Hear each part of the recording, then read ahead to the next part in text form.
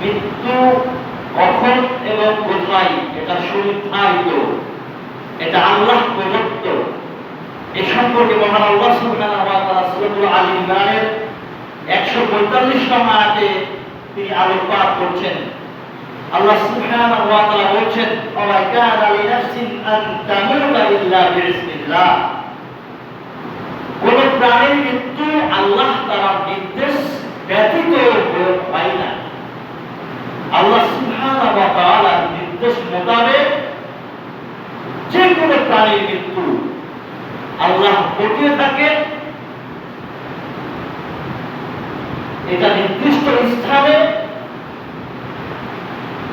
এবং এর নির্দেশনা আল্লাহ তাআলা বলছেন কিতাবান মুআজ্জালান, নির্দিষ্ট মৃত্যু কার কখন কোথায় হবে এটা আল্লাহ তাআলা লিপিবদ্ধ করে রেখেছেন। সেই ব্যক্তি মৃত্যুবরণ করলো ওইভাবে, ওই স্থানে, ওই অ্যাক্সিডেন্টে, মর্মান্তিক ঘটনা ঘটিয়ে দিয়ে মৃত্যু আল্লাহ তাআলা লিপিবদ্ধ করে রেখেছেন।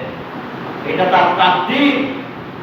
মৃত্যু কখন কোথায় হবে এটা আল্লাহ তাআলা কিতাবে লিপিবদ্ধ করে রেখেছেন, তাকদীর সুনির্ধারিত করে রেখেছেন যে আমাদের মৃত্যু কার কোথায় কখন কিভাবে হবে। এই মৃত্যুর সময় যখন হবে, এক সেকেন্ড আত্মীস করার ক্ষমতা আমাদের নেই। আল্লাহ তাআলার নির্দেশ ক্রমে সুনির্ধারিত ভাবে এই মৃত্যু হয়ে থাকে। মৃত্যু মানুষকে যেখানে ঘটবে, যে কোনো কাজ বাড়তে দিয়ে সেখানেই তাকে পৌঁছে দিয়ে মৃত্যু ঘটিয়ে দেবেন। যেভাবে মৃত্যু হবে একটা উদ্দেশ্য লক্ষ্য সামনে রেখে মৃত্যু ঘটবে।